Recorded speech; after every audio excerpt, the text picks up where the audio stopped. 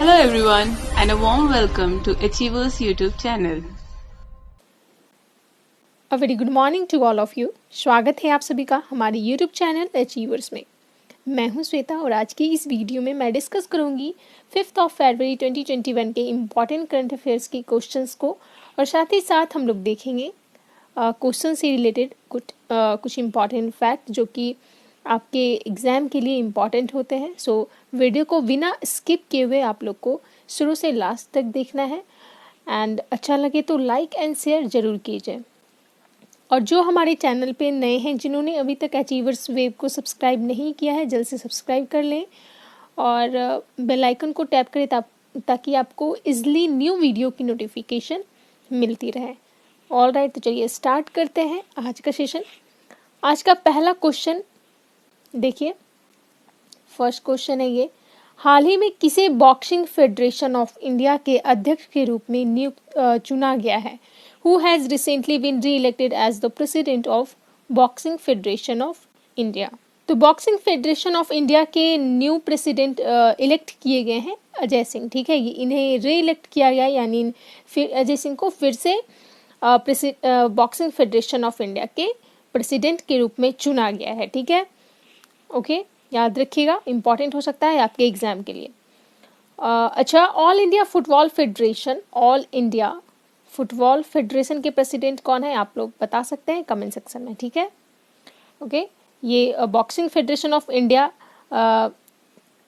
के प्रेसिडेंट है अजय सिंह, और ऑल इंडिया फुटबॉल फेडरेशन के प्रेसिडेंट कौन है अभी प्रेजेंट में, आप लोग को बताना है कमेंट सेक्शन में। ऑल राइट, नेक्स्ट क्वेश्चन देखिए, हाल ही में किस राज्य परिवहन विभाग के द्वारा विभिन्न श्रेणियों के निश्चित वाहनों के लिए रोड टैक्स और पंजीकरण शुल्क में छूट दी गई है? Recently which state transport department has exempted road tax and registration fee for certain vehicles of different categories? इसका राइट आंसर होगा तेलंगाना।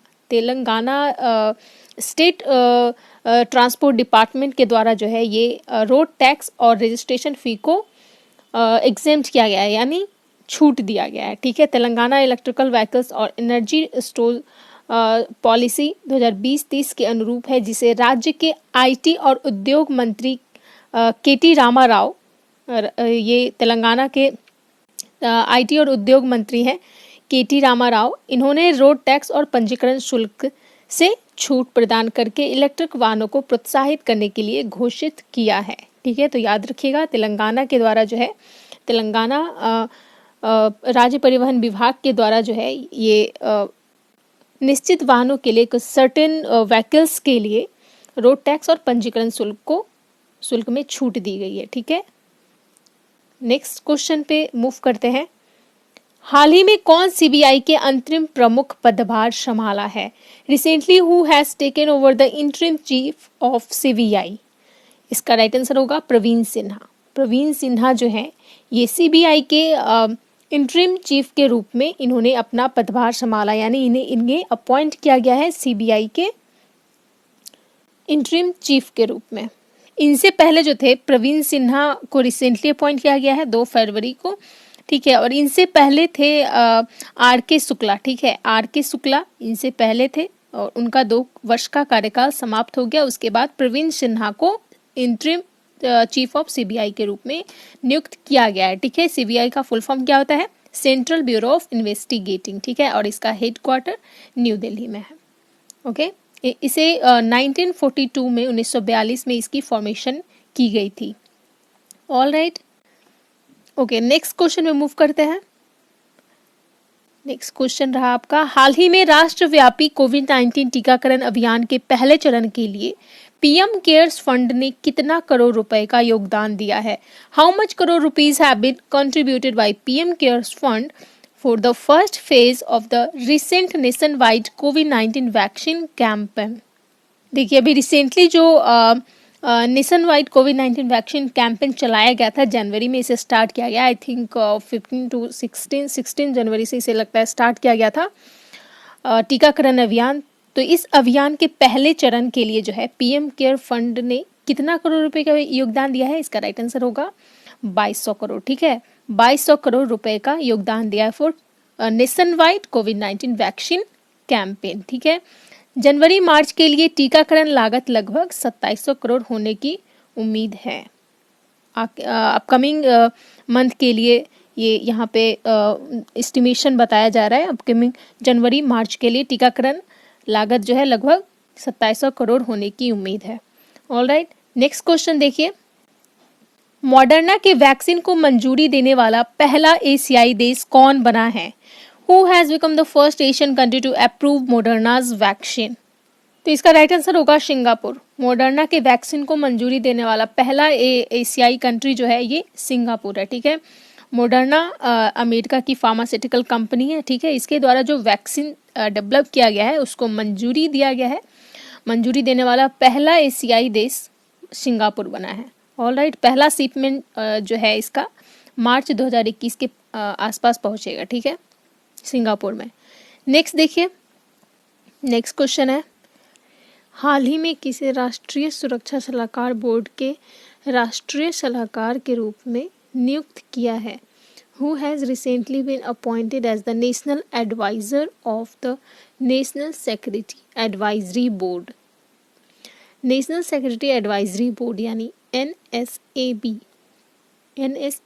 के नेशनल एडवाइज़र के रूप में नियुक्त किया गया है श्रीधर बेम्बू जी को। ठीक है, ये श्रीधर बेम्बू हैं, इन्हें नेशनल सेक्रेटरी एडवाइजरी बोर्ड के नेशनल एडवाइज़र के रूप में नियुक्त किया गया है। देखिए, इस बोर्ड में नेशनल सेक्रेटरी एडवाइजरी जो बोर्ड है, इसमें सरकार के बाहर प्रख्यात राष्ट्रीय सुरक्षा विशेषज्ञों का यह एक समूह होता है। ठीक है, इसमें एक इमिनेंट नेशनल सेक्रेटरी एक्सपर्ट होते हैं। ठीक है, इसमें एक अफसर नहीं होते हैं, बहुत सारे इसमें सेक्रेटरी एक्सपर्ट होते हैं। और इस बोर्ड में आमतौर पर उन्हीं को शामिल किया जाता है जो रिटायर्ड सेवानिवृत्त वरिष्ठ अधिकारी होते हैं, या फिर मिलिट्री से रिटायर किए हुए मिलिट्री होते हैं, शिक्षाविद होते हैं, जो नागरिक समाज के विशिष्ट सदस्य होते हैं। ठीक है, तो इन लोगों को जो है इस बोर्ड में शामिल किया जाता है। और ये सब राष्ट्रीय सुरक्षा के लिए विभिन्न क्षेत्रों में अपनी विशेषज्ञता रखते हैं। ठीक है, तो इन लोगों को जो है नेशनल सेक्रेटरी एडवाइजरी बोर्ड में शामिल किया जाता है। और इस बोर्ड के जो हेड होते हैं, इस बोर्ड के जो वरिष्ठ अधिकारी होते हैं, जो यानी इस बोर्ड के जो लीडिंग करते हैं, ठीक है, उनको बोला जाता है NS नेशनल सेक्रेटरी एडवाइज़र। ठीक है, NSA national secretary advisor. National secretary advisor जो होते हैं इस बोर्ड के तो लीडर होते ही हैं, वरिष्ठ अधिकारी होते ही हैं, और साथ ही साथ वो राष्ट्रीय सुरक्षा नीति और अंतर्राष्ट्रीय मामलों यानी इंटरनेशनल अफेयर पर भारत के प्रधानमंत्री को सलाह देते हैं, यानी हमारे प्रधानमंत्री के मुख्य सलाहकार होते हैं। ठीक है, नेशनल सेक्रेटरी एडवाइज़र। ओके, और अभी प्रेजेंट में नेशनल सेक्रेटरी एडवाइज़र कौन है? अजीत डोभाल। राइट, अजीत डोभाल जो है नेशनल सेक्रेटरी एडवाइज़र हैं। ठीक है, अजीत डोभाल।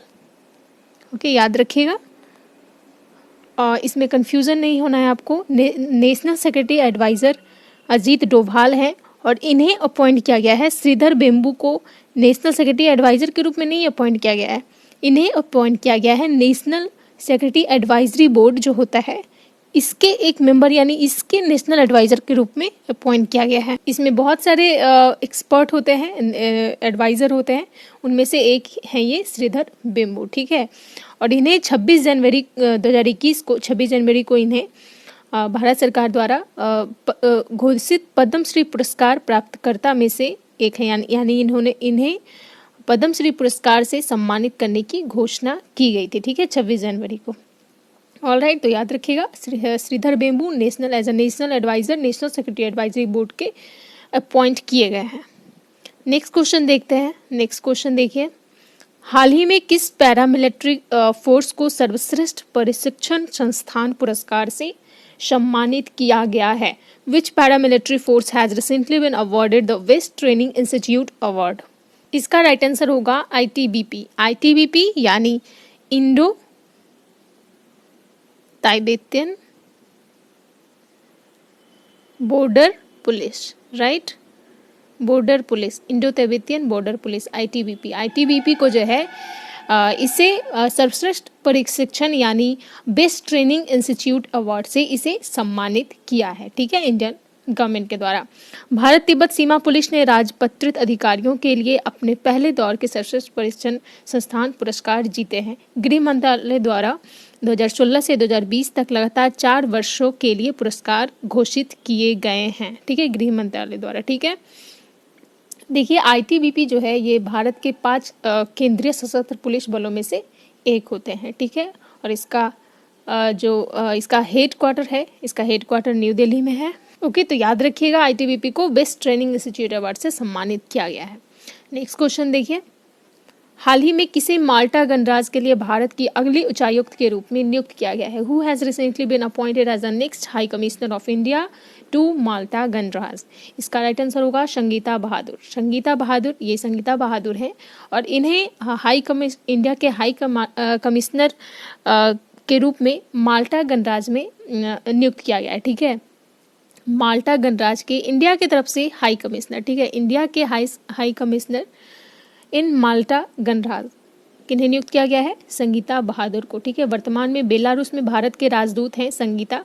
अभी प्रेजेंट में जो है इनसे माल्टा गणराज्य के पहले ये कहाँ की एम्बेसडर थी? ये बेलारूस की थी, ठीक है। वर्तमान में बेलारूस में भारत के राजदूत हैं और संगीता जो है 1987 बैच के भारतीय विदेश सेवा अधिकारी ये रह चुकी हैं।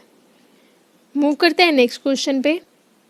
हाल ही में जारी इंटेलिजेंस यूनिट के अनुसार भारत 2020 डेमोक्रेसी इंडेक्स की वैश्विक रैंकिंग में कौन सा स्थान पर है? According to the recently released intelligence unit which ranked India in the global ranking of 2020 democracy index.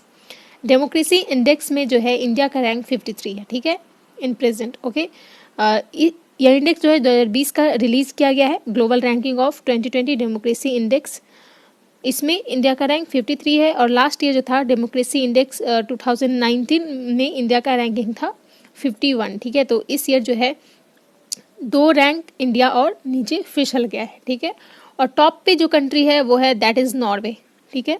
Norway जो है ये टॉप पे है और इसके बाद टॉप 5 में कंट्री है आइसलैंड, स्वीडन हो गया, न्यूजीलैंड, कनाडा, ठीक है। तो ये सारी कंट्री जो है ये टॉप 5 में प्रेजेंट है।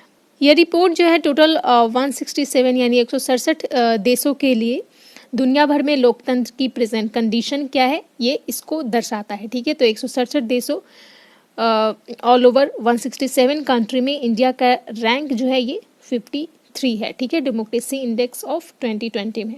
ओके, याद रखिएगा, सारे इंडेक्स आपको याद रखना है, एग्जाम में जरूर पूछता है, ठीक है। और रिसेंटली जो है जनवरी में बहुत सारे इंडेक्स रिलीज़ किए गए हैं, उसको भी आपको याद रखना है। मैं हमेशा रिवीजन करवाती हूँ। कौन सा इंडेक्स रिलीज़ किया गया था? Global perception index, global fire power था, ओके, फायर पावर इंडेक्स। इसमें इंडिया का रैंक क्या है और कौन सी कंट्री टॉप पे है?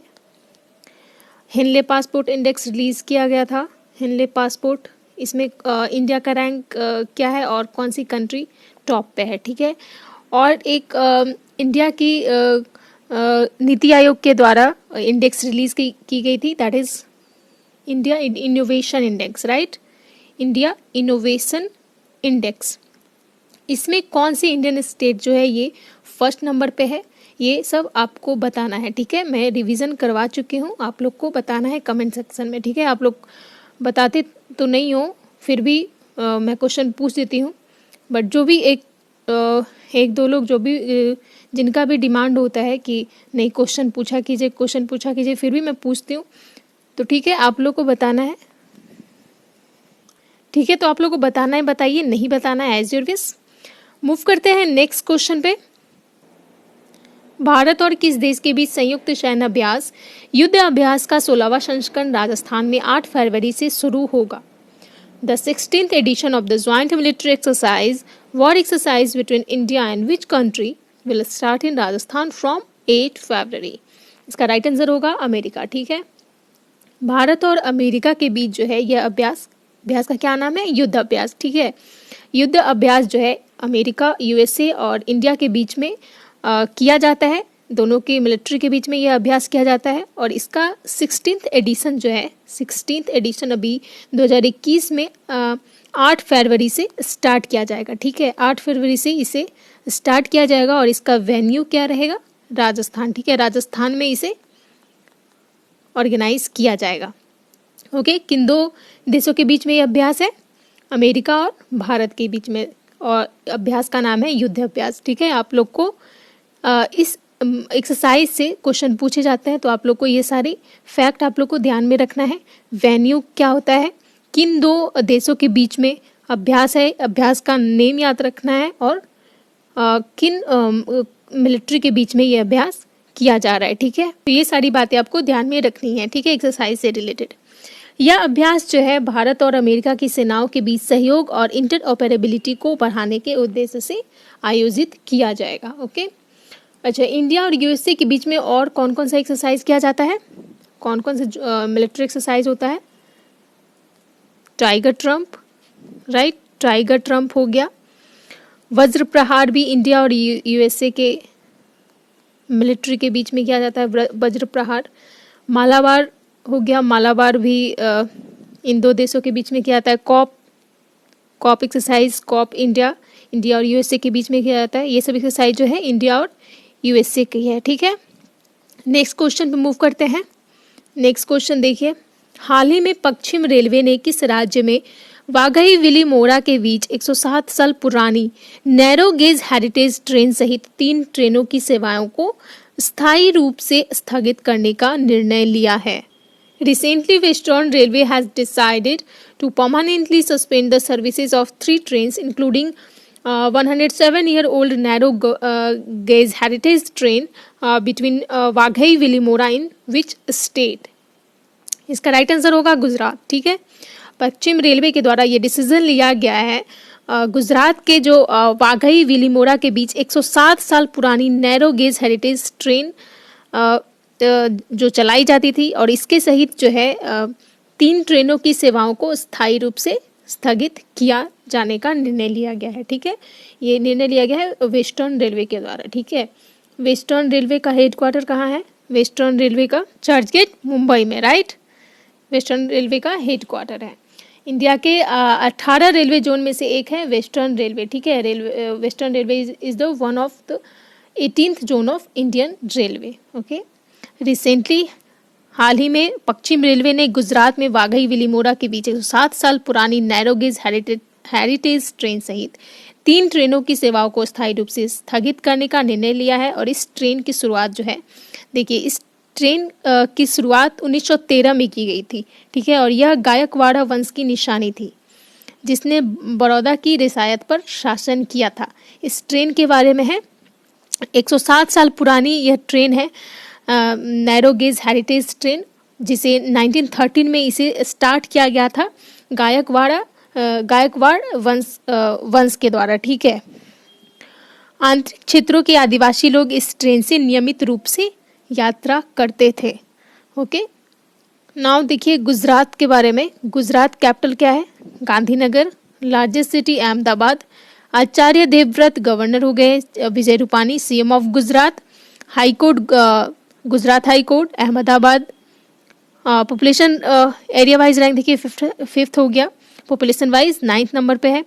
National park black buck national park हो गया, गिर फॉरेस्ट नेशनल पार्क हो गया, marine gulf of Kutch park हो गया, वंसदा नेशनल पार्क हो गया।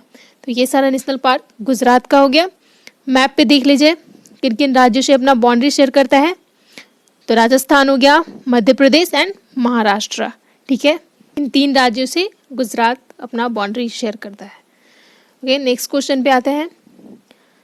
हाल ही में किस देश ने हांगकांग के निवासियों को अपने देश में निवास करने और नागरिकता प्रदान करने हेतु एक विशेष प्रकार का वीजा शुरू किया है? Which country has recently introduced a special type of visa for Hong Kong residents to reside in their country and grant citizenship? इसका राइट आंसर होगा ब्रिटेन। ठीक है, ब्रिटेन ने हांगकांग के निवासियों के लिए, हांगकांग के रेसिडेंट्स के लिए उनको अपने देश में निवास करने और नागरिकता प्रदान करने हेतु एक विशेष प्रकार का वीज़ा शुरू किया है। ठीक है, special type of visa start किया गया है फॉर हांगकांग रेसिडेंट्स, ठीक है। किस लिए किया गया है? ब्रिटेन में निवास करने और नागरिकता प्रदान करने के लिए, ठीक है। हाल ही में ब्रिटेन ने हांगकांग के निवासियों को अपने देश में निवास करने और नागरिकता प्रदान करने के लिए एक विशेष प्रकार का वीजा शुरू किया है और यह कदम चीन द्वारा हांगकांग पर राष्ट्रीय सुरक्षा कानून लागू करने के बाद उठाया गया है, ठीक है। ब्रिटेन का कैपिटल तो आप लोग सभी जानते होंगे, लंदन है। एंड ब्रिटेन के अभी प्रेजेंट पीएम कौन है? Boris Johnson. All right, next question पे मूव करते हैं। नेक्स्ट क्वेश्चन देखिए, 5 फरवरी को कौन सा राज्य अपना पहला मानव दूध बैंक खोलेगा? Which state will open it's first human milk bank on February 5? इसका राइट आंसर होगा केरला। केरल में जो है first human milk bank open किया जाएगा ऑन February 5, यानी आज के दिन इसे ओपन किया जाएगा। ओके, किस राज्य में? केरल में। केरल के स्वास्थ्य मंत्री के शैलजा ने घोषणा की कि राज्य 5 फरवरी 2021 को एर्नाकुलम जनरल अस्पताल में अपना पहला ह्यूमन मिल्क बैंक, एक अत्याधुनिक सुविधा केंद्र खोलेगा, ठीक है। केरल के एर्नाकुलम जनरल अस्पताल में first human milk bank start किया जाएगा। ओके, याद रखिएगा किस राज्य में? केरल में। केरल के बारे में देखिए, तिरुवनंतपुरम कैपिटल हो गया and also largest city Thiruvananthapuram. Governor Arif Mohammad Khan हो गए, पिनाराई विजयन यहाँ के सीएम है। इंडिया वाइज कितने रैंक पे है? 21 नंबर पे है and according to population wise 30 number पे है, ठीक है। नेशनल पार्क देख लीजिए, नेशनल पार्क केरला का अनामुदी शोला नेशनल पार्क हो गया, इराविकुलम नेशनल पार्क हो गया, मथिकेतन शोला नेशनल पार्क हो गया, पम्बदुम शोला नेशनल पार्क हो गया, पेरियार हो गया और साइलेंट वैली नेशनल पार्क हो गया, ठीक है। ये सारे नेशनल पार्क जो है आपके केरल के हो गए। यहाँ देखिए, ये रहा जो कि कर्नाटक और तमिलनाडु से अपना बाउंड्री शेयर करता है, ठीक है। नेक्स्ट क्वेश्चन पे आते हैं। नेक्स्ट क्वेश्चन रहा, किस कंपनी को अमेरिका से कार्बन न्यूट्रल ऑयल की दुनिया की पहली खेप मिली है? Which company has got the world's first consignment of carbon neutral oil from the US? Right answer होगा रिलायंस, ठीक है। रिलायंस को जो है इंडियन कंपनी रिलायंस को अमेरिका से कार्बन न्यूट्रल ऑयल की दुनिया की पहली खेप यानी फर्स्ट कंसाइनमेंट दिया गया है कार्बन न्यूट्रल ऑयल का रिलायंस को, ठीक है, यूएस के द्वारा। ओके, नेक्स्ट क्वेश्चन में मूव करते हैं। 5 फरवरी को कोविड-19 महामारी के बीच कौन सा भारतीय शहर अपने पहले अंतर्राष्ट्रीय टेस्ट मैच की मेजबानी करेगा? Which Indian city will host its first international test match amid the कोविड-19 पैंडेमिक ऑन February 5? इसका राइट आंसर होगा चेन्नई, ठीक है। चेन्नई को जो है चेन्नई के द्वारा अभी अपने पहले अंतर्राष्ट्रीय टेस्ट मैच जो है ये स्टार्ट किया जाएगा चेन्नई के द्वारा, ठीक है। चेन्नई का यह पहला अंतर्राष्ट्रीय टेस्ट मैच है। ओके, इसे 5 फरवरी 2021 को तमिलनाडु के चेन्नई में चेपॉक के ऐतिहासिक एम.ए. चिदम्बरम स्टेडियम में कोविड-19 के बीच पहले अंतर्राष्ट्रीय टेस्ट मैच की मेजबानी करने के लिए तैयार है, ठीक है। किस स्टेडियम में खेला जाएगा? ये तमिलनाडु के चेन्नई में चेन्नई के ये चेपाक रीजन में एम.ए. चिदम्बरम स्टेडियम में इसे स्टार्ट किया जाएगा। नेक्स्ट मूव करते हैं question of the last day. Question क्या था? ऑक्सफोर्ड लैंग्वेज ने किस शब्द को 2020 का हिंदी भाषा का शब्द घोषित किया है? Which word has been declared as the Hindi language word of 2020 by Oxford language? इसका राइट आंसर था आत्मनिर्भरता, ठीक है। आत्मनिर्भरता को जो है ये ऑक्सफोर्ड लैंग्वेज के द्वारा 2020 का हिंदी भाषा का शब्द घोषित किया है, ठीक है। इसका राइट आंसर आप लोगों ने दिया था मधु भारती, शिल्पी कुमारी, सौम्या, रिया, लालतू गोस्वामी, अंजलि, आरपी सिंह राजपूत, ठीक है। तो इन सारे लोगों ने राइट आंसर दिया था। और रिया देखिए और भी क्वेश्चन पूछे गए थे सर के द्वारा, उसका भी साथ साथ इन्होंने आंसर दिया है, ठीक है। तो वेल डन रिया, इसी तरीके से आप आंसर किया कीजिए। सारे लोग बोलते हैं आंसर करने, बट सब लोग स्किप करके वीडियो देखते हैं तो आंसर बीच वाला गायब हो जाता है, ठीक है। आंसर ऑफ द डे के साथ आप लोग से और भी जो आंसर पूछा जाता है वो भी आप लोग को देना है कमेंट सेक्शन में, ठीक है। नाउ मूव करते हैं क्वेश्चन ऑफ द डे। आज का क्वेश्चन है, who has been appointed by Facebook Inc as its first chief compliance officer यानी CCO? फेसबुक इंक ने किसको अपना पहला मुख्य अनुपालन अधिकारी नियुक्त किया है? Option A Satya Nadella, option B Henry Moniz, option C Tim Cook, option D Mark Zuckerberg. इसका राइट आंसर क्या है आप लोग को कमेंट सेक्शन में बताना है, ठीक है। और आप ये क्वेश्चन मैं करवा चुकी हूँ, ठीक है। सो आप लोग से एक्सपेक्ट है कि आप लोग जरूर इसका आंसर बताइएगा, ठीक है। और इसके साथ साथ जो भी आंसर मैं पूछी हूँ प्रीवियस क्वेश्चन में उसका भी आंसर आप लोग को कमेंट सेक्शन में बताना है। ऑल राइट, तो ये था आज का करंट अफेयर्स गाइज। आज कुछ न्यू तरीके से PDF आपको देखने को मिला, कुछ न्यू तरीके से आपके सामने प्रेजेंट किया गया। सो आई होप आप लोग को पसंद आया होगा। Then please do like and share. मिलते हैं नेक्स्ट वीडियो में। Stay safe, stay healthy. जय हिंद।